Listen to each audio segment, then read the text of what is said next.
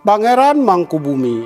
Nama kecilnya adalah Raden Mas Sujana. Beliau adalah putra Amangkurat IV dari selir Raden Mas Ayu Tejawati. Sebagai seorang pangeran terkemuka, Mangkubumi ikut gelisah melihat keadaan keraton Surakarta ketika itu. Keraton sudah mulai dipenuhi oleh suasana atmosfer yang tidak nyaman. Mengingat Belanda sudah mencengkeram Kesunanan Surakarta sejak bertahun-tahun sebelumnya, yang pada waktu itu dipimpin oleh Pakubuwono II. Pakubuwono II adalah kakak lain ibu dari Mangkubumi sendiri, sehingga Mangkubumi termasuk pangeran yang paling merasakan dampak dari kebijakan VOC atas keraton. Hal ini menyebabkan lama-kelamaan Mangkubumi pun mempunyai perasaan ingin untuk terbebas dari keadaan demikian. Maka ketika terjadi pemberontakan rakyat kepada keraton di tahun 1742, Mangkubumi ikut dalam pemberontakan tersebut. Tetapi kemudian Mangkubumi menyadari bahwa dia adalah bagian dari keraton itu sendiri, sehingga pemberontakan yang dia lakukan tidak berkepanjangan. Sebaliknya, keponakan Mangkubumi yaitu Raden Mas Said justru meneruskan pemberontakan tersebut dan berhasil merebut tanah di Sukawati. Ketika daerah Sukawati dikuasai oleh Mangkunegara, Mangkubumi protes keras. Beliau memang tidak suka Pakubuwono II yang kebijakannya terlalu lembek dalam menghadapi Belanda. Akan tetapi beliau juga tidak suka ketika melihat Mataram terpecah. Oleh karena itu beliau ingin berjuang kembali menyatukan Mataram.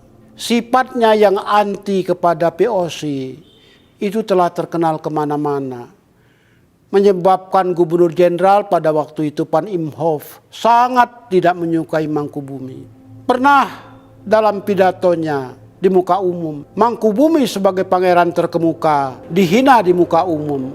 Hal tersebut menyebabkan Mangkubumi akhirnya merasa sakit hati kepada VOC.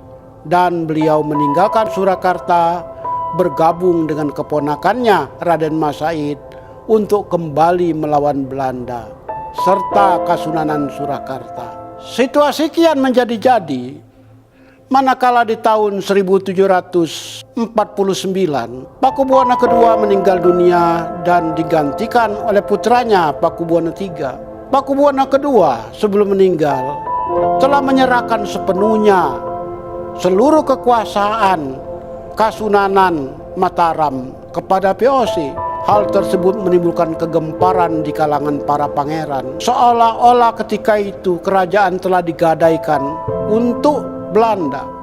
Mangkubumi atas dukungan para pengikutnya menobatkan diri menjadi Pakubuwono III. Beliau membuat tempat memerintah di Dai Banaran atau Sragen, sehingga pada waktu itu terdapat dua Pakubuwono III.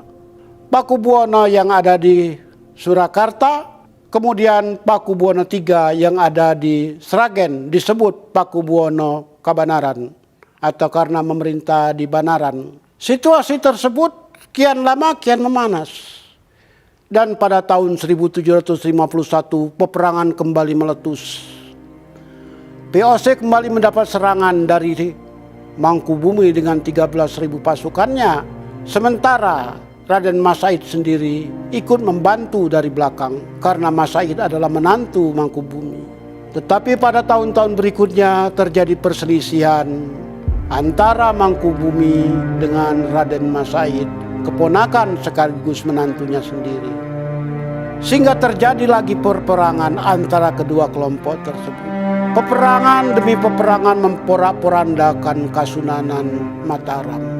Akhirnya pada tahun 1755 barulah terjadi perdamaian di Kasunanan Surakarta setelah diadakan perjanjian Giyanti.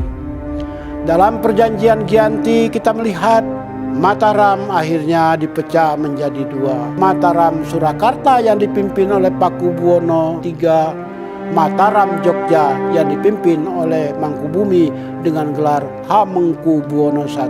Perjuangan Mangkubumi tidaklah berhenti pada tahun 1755 pada saat perjanjian Gianti ditandatangani. Perjuangannya masih berlanjut hingga nanti akhir hayatnya di tahun 1792.